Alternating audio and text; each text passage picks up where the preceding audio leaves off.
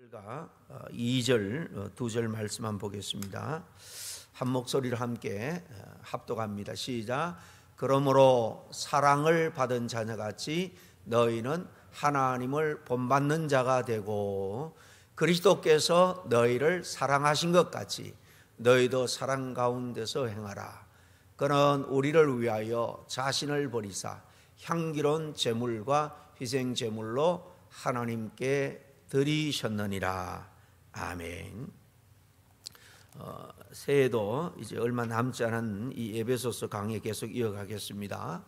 오늘 2절이지만은 핵심적인 말씀은 오늘 1절에 너희는 하나님을 본받는 자가 되고 그랬죠. 오늘 말씀의 제목은 하나님을 본받는 자가 되라 라는 제목으로 함께 말씀을 상고하기를 원합니다. 바울이 우리같이 연약하고 정말 허물 많은 그런 우리들에게 하나님을 본받으라 이렇게 말합니다. 이것은 신앙생활을 오래 했든지 막 신앙생활을 했든지 상관없이 하나님을 믿는 사람이라면 삶의 목표가 하나님을 본받는 것이 되어야 된다 라고 말씀하고 있는 것입니다. 어찌 보면 참 부담되는 말씀이 아닐 수가 없습니다. 우리가 무엇인데 하나님을 본받을 수 있을까? 우리처럼 정말 허물 많고 성정이 연약하기 짝이 없는 그런 우리 인생인데 하나님을 닮아갈 수 있는 그런 어떤 무한한 가능성, 잠재성을 인정을 해주고 하시는 말씀이다라고 생각하면 일면 자부심도 갖게 되는 말씀입니다. 우리에게 그럴 가능성이 조금이라도 없다면 터무니없는 이런 권면을 할 수가 없겠죠.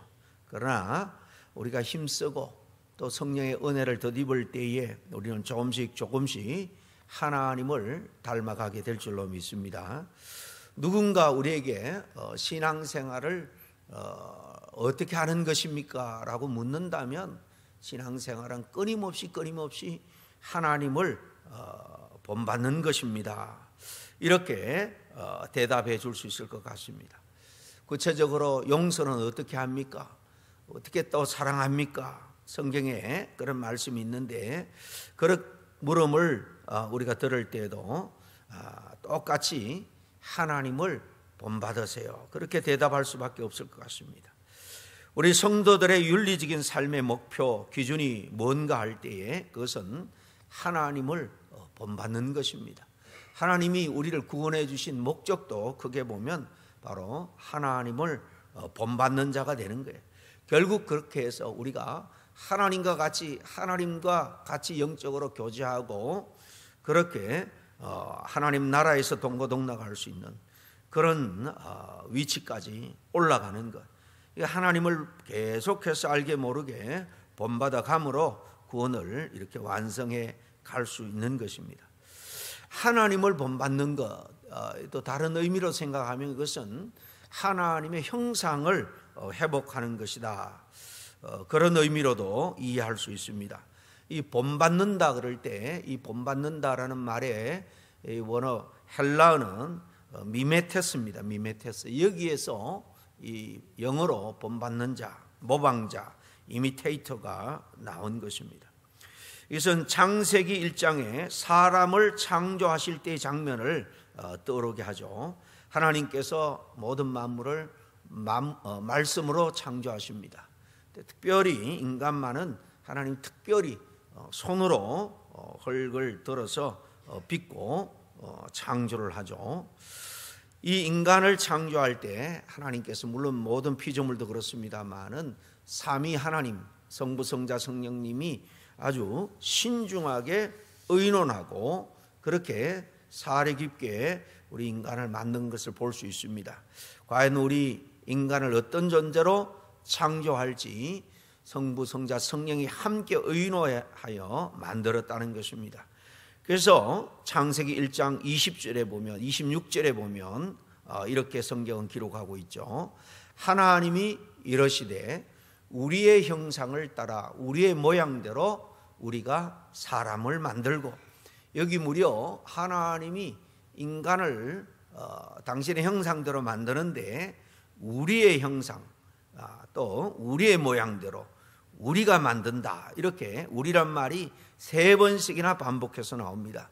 여기서 우리 이렇게 복수로 쓰는 것은 바로 하나님이 삼위로 존재하시고 성부, 성자, 성령이 함께 한마음 한뜻이 되어서 우리 인간을 하나님의 형상대로 만드셨다라는 의미입니다. 우리가 하나님의 형상을 따라서 하나님의 그 모양대로 또 하나님이 만드신 것입니다. 삼위일체 하나님이 협력해서, 이렇게 우리 인간은 삼위일체 하나님의 형상을 따라서 그 하나님이 조화롭게 우리를 만든 겁니다. 하나님의 형상, 이마고 데이라라고 언어적으로 말하는데, 이 이메이지, 이마고, 이 형상, 가장 신뢰할 만한 견해는 하나님의 영적인 그런 부분을 담게 했다, 하나님처럼 영적인 존재가 되었다, 또 하나님의 인격을 닮은 존재가 되었다, 그런 존재로 만드셨다는 것입니다. 그래서 우리 인간에게는 영성도 있고 또 지정의 인격도 있습니다. 이 인격적 존재다라는 사실은 다른 피조물과는 달리 스스로 사려 깊게 판단하고 또 취사 선택할 수 있고 거기에 대해서 책임지는 존재다라는 의미입니다.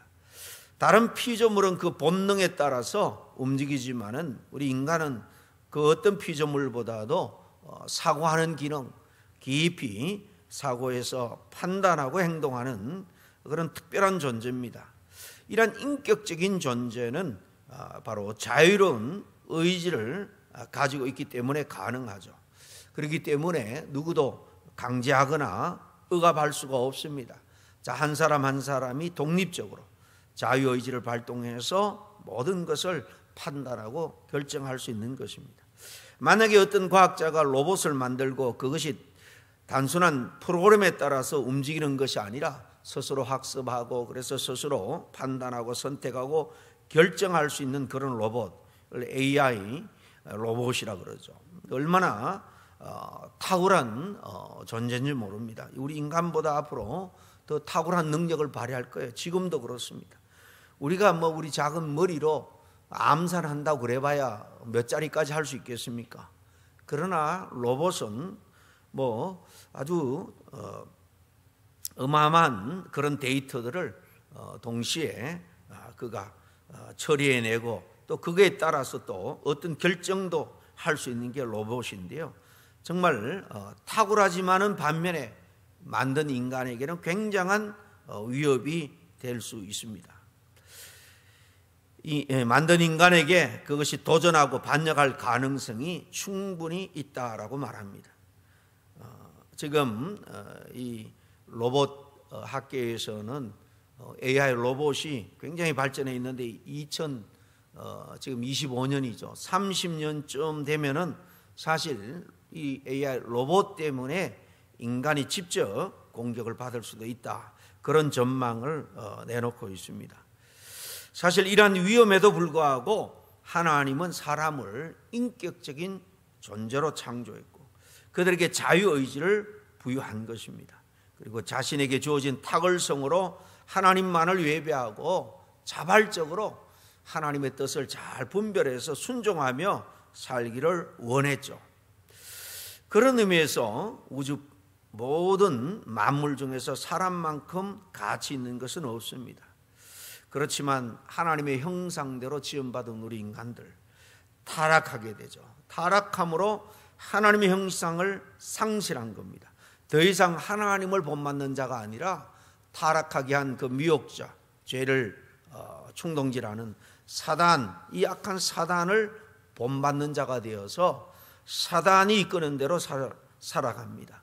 오늘날 세상의 문명이 눈으로 볼 때는 굉장히 발전한 것 같지만은 사실은 그 이면에도 사단이 역사하면 그것을 통해서 AI가 인간이 만든 문명의 결정체 AI가 인간에게 공격을 가하듯 세상의 문명들이 오히려 우리 인간의 발목을 잡을 수 있다는 그런 사실입니다.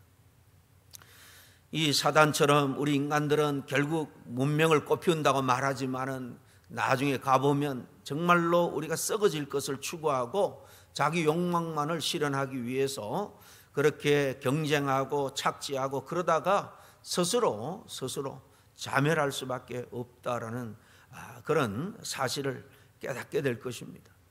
그러므로 또 다른 의미에서 구원이라는 것은 하나님의 형상을 회복하는 것입니다. 그럼 실제적으로 현실의 삶 속에서 우리가 어떻게 하나님의 형상을 회복하여 하나님을 본받는 삶을 살아갈 수 있을까? 굉장히 추상적이고 좀 관념적입니다. 구체적으로 하나님을 본받는 게 뭘까요? 성경에 하나님을 본받아라 그럴 때에 하나님처럼 전지전능한 자가 되라. 하나님이 그렇게 내가 전능하니 너희도 전능하라. 그렇게 말씀하지 않았습니다. 내가 전지하니까 모든 것을 다 아니까 너희들도 다 알아야 된다. 그렇게 요구하지 않습니다.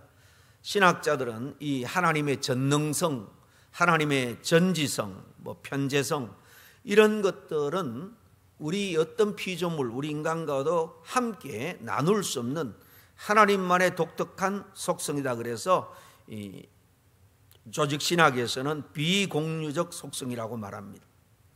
하나님만이 가지고 있는 속성이죠. 그러나 하나님은 우리에게 또 당신의 속성 중에 나는 거룩하다라고 말씀하면서 너희도 거룩해라라고 말합니다. 내가 사랑이다라고 말하면서 너희도 사랑하라라고 말합니다. 내가 선하니 너희도 선한 삶을 살라. 내가 의로우니 너희도 의로워야 된다라고 우리에게 요구합니다. 하나님이 갖고 있는 이 속성 중에서 우리에게 요구하는 우리가 함께 공유해야 되는 속성, 이것을 공유적 속성이다라고 말합니다. 피조물인 우리 사람과 함께 나누고 또 우리도 하나님의 속성이지만 가져야 될 그런 부분들이죠. 따라 성경에서 하나님을 본받으라고 할 때는 이 거룩함, 하나님의 그 사랑, 선함, 의로움 이런 것을 본받아라라는 것입니다. 하나님의 형상을 회복하는 것, 결국 그리스도를 본받는 것을 의미합니다. 오늘 2절 상반절에 보세요. 그리스도께서 너희를 사랑하신 것 같이 너희도 사랑 가운데서 행하라 그랬죠. 하나님을 본받으라 그래 놓고 2절에 이어서 하나님과 그리스도는 삼위일체 동등된 분이니까 눈에 보이는 이 땅에 너희들과 잠시 잠깐이지만은 함께하면서 모범적인 삶을 보여준 그 그리스도께서 어떻게 살았나, 특별히 그가 사랑한 삶을 살았는데 그 사랑의 모습을 너희도 본받고 그 사랑으로 행해라 라고 말씀합니다. 하나님을 본받으라 할 때 인간이 되신 하나님, 바로 예수님을 본받는 것을 의미합니다. 사랑하라고 할 때 예수님이 사랑하신 것처럼 그렇게 사랑하라는 것이죠.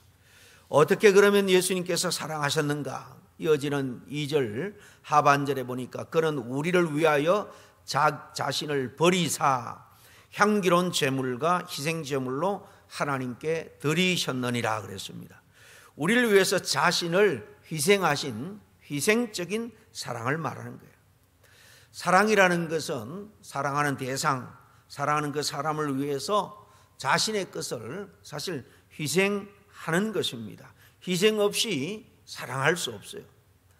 마음을 희생해야 되고 시간을 희생해야 되고 심지어는 수고 또 물질을 희생할 때에 그 희생을 통해서 우리의 사랑이 상대에게 전해지는 것입니다. 대개 사람들은 사랑을 감정으로 이해합니다. 세상 사람들은 사랑이란 것은 황홀한 감정이다, 설레는 마음, 두근거리는 마음, 환희 이런 것을 사랑이라 그렇게 생각을 하죠. 그러나 성경에서 말하는 것은 감정이 아닙니다. 이 C.H. 다드라는 신학자가 이 성경적인 사랑에 대해서 이렇게 설명을 했습니다. 사랑은 감정이나 애정이 우선이 아니라 우선적으로 능동적인 의지의 결단이다. 그러므로 감정은 명령될 수 없는데 비해서 사랑은 명령될 수 있다 그랬습니다. 처럼 성경에서 말하는 사랑은 감정이 아니라 의지적인 행동이에요. 사랑장이라고 말해지는 이 고린도전서 13장 구구절절 그 사랑이 뭐냐? 그것은 감정을 나타내는 단어는 하나도 없습니다. 다 의지적인 결단을 우리에게 요구하는 말이에요. 특별히 4절과 5절만 보십시다. 사랑은 오래 참고, 여러분 오래 참는 것은 여러분 감정을 따라 오래 참으라는 게 아닙니다. 힘들고 어려워도 감정적으로 내가 지금 힘들어도 의지적으로 오래 참으라는 거예요. 온유하며 또 시기하지 아니하며 자랑하지 아니하며 교만하지 아니하며 무례하지 아니하며 자기의 유익을 구하지 아니하며 썩내지 아니하며 악한 것을 생각하지 아니하며 그랬습니다. 신앙생활이라는 것은 지금 이 상황, 우리가 겪고 있는 현실, 그리고 내가 지금 내 마음에 일어나는 감정, 그것을 뛰어넘어서 하나님의 약속의 말씀 앞에 내 자신을 처복종시키는 의지적인 결단의 연속이 바로 신앙생활인 거예요. 그러다 보면 모든 것이 내 내면에서 변화가 일어나고 기쁨이 일어나고 평강이 찾아오는 것입니다. 이 중에 보면 사랑의 감정적인 요소를 갖고 지금 이렇게 해라 저렇게 해라 사랑은 이런 것이다 라고 말한 것을 볼 수가 없습니다. 다 의지적인 결단, 행동을 요구합니다. 하나님은 우리에게 사랑에 대해서 명령하고 있는 거예요. 우리가 처한 입장이나 감정 상관없이 사랑하라는 것입니다. 사랑에 대한 권면 중에 우리가 가장 이해할 수 없는 것은 원수를 사랑하라 라고 말씀하는 것입니다. 만약에 사랑이 감정이라면 원수를 사랑하는 것은 사실 말도 안 되는 거죠. 그렇지만 원수를 사랑하는 것은 사랑하는 감정을 갖는 것을 의미하는 것이 아닙니다. 마음으로 용서가 안 되고 더 나아가서 분노가 치밀어 올라도 꾹 참고 사랑하겠다 결단하고 행동해라 라고 말씀하고 있는 것입니다. 사랑의 놀라운 비밀은 사랑하기를 결단하고 사랑을 실천하게 되면 사랑하게 된다는 데 있습니다. 어떤 목사님이 자녀가 없어서 아내가 자꾸 우리도 아기를 하나 입양합시다 해서 자기는 목회에 바빠서 이게 없어도 괜찮다 그러는데 아내가 자꾸 부탁을 하니까 이 아기를 하나 입양해 왔습니다. 보니까 뭐 태어난 지 얼마 안 되는 이 아기인데 이 뭐 자기들 닮은 구석은 하나도 없고 이쁜 구석이 별로 없더래요.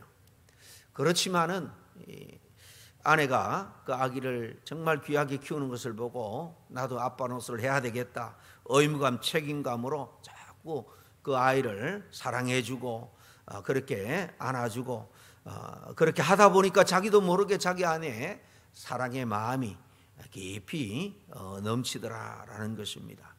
처음엔 사랑의 감정이 안 일어나도 우리가 사랑하기로 결단하고 사랑을 하다 보면 사랑하게 되더라는 그런 이야기입니다.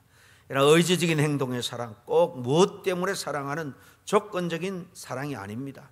그럼에도 불구하고 사랑하는 희생적인 사랑이에요.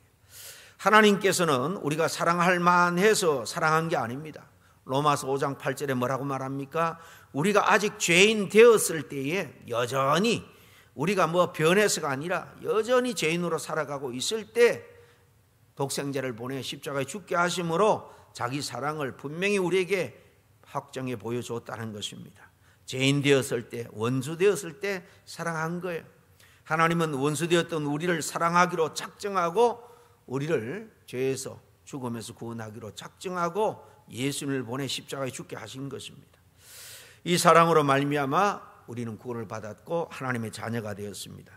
그러므로 오늘 1절 말씀처럼 그러므로 사랑을 받는 자녀같이 그렇게 사랑해야 할 줄로 압니다.